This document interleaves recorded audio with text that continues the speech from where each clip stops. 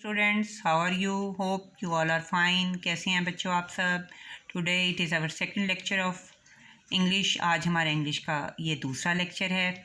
जैसा कि पहले लेक्चर में हमने अपने यूनिट नंबर 1 के चैप्टर नंबर फर्स्ट का हाफ पार्ट जो है उसकी ट्रांसलेशन और डिफ़िकल्ट वर्ड्स मीनिंग जो हैं वो किए थे।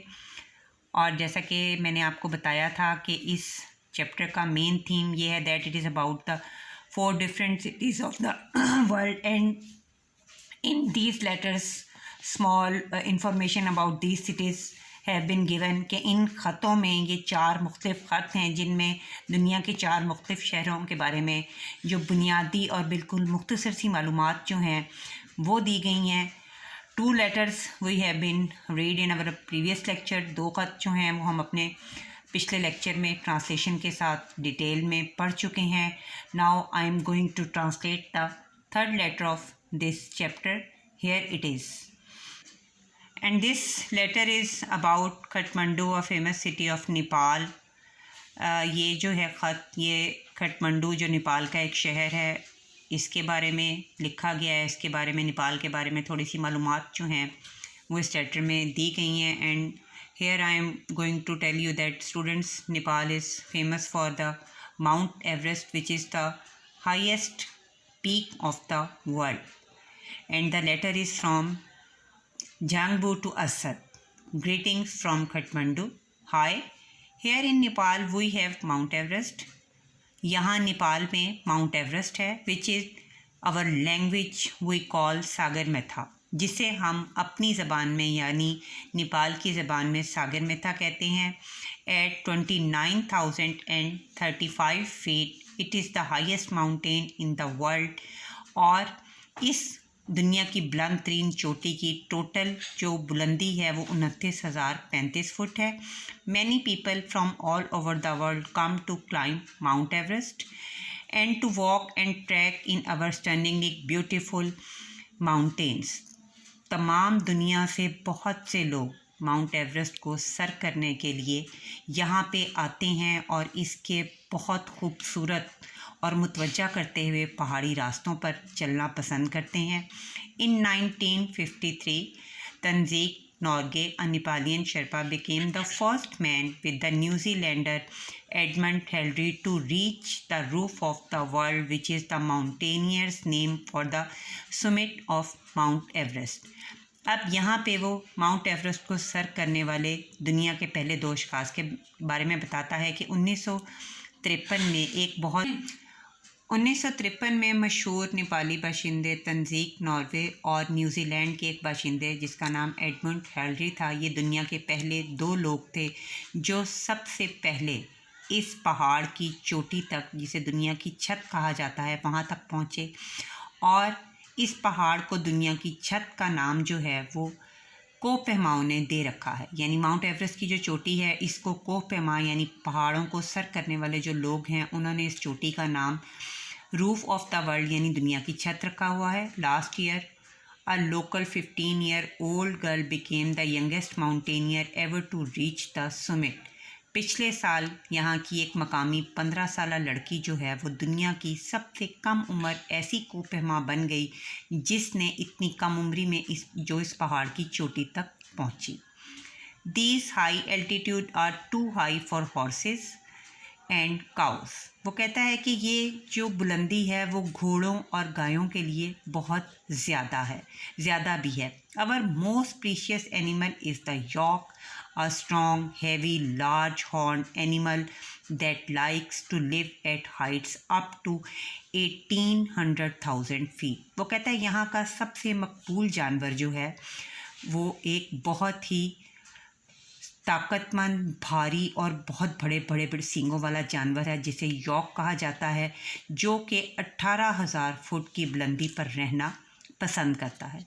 The yak has a long thick shaggy coat and is the size of a large aux.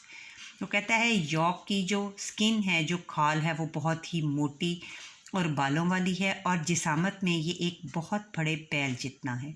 It provides us with food, transport, shelter and clothing. और यहाँ के लोग जो हैं वो ना सिर्फ इससे खुराक हासिल करते हैं बल्कि वो इसको ज़राए आमदोरफ्त यानी एक जगह से दूसरी जगह जाने के लिए भी और पनाहगाह के तौर पे भी इस्तेमाल करते हैं। और इसके साथ साथ वो इसकी खाल से जो है वो अपने कपड़े वगैरह भी बनाते हैं। Can you see why the Tibetan word for yak is nor which means wealth. क्या आप जानते हैं कि एक यॉक के लिए नॉर का लफ्ज़ भी इस्तेमाल होता है जिसके मतलब दौलत के हैं। Students, now it is the last letter of this chapter. ये बेटा ये हमारा चौथा और इस चैप्टर का आखिरी लेटर है, which is about Havana a city of Cuba. ये हवाना शहर के बारे में है जो क्यूबा का एक मशहूर तारीख़ी शहर है। And this letter is from Maria to Talha. Hola, Havana is rich in history and has wonderful architecture and there is music everywhere। वो कहता है कि हवाना तारीख़ी लिहाज से बहुत अहम है और इसके साथ साथ यहाँ ने तामीर यहाँ का बहुत जो है हैरान कुन है। और and there is music everywhere और यहाँ हर तरफ मौसीकी है।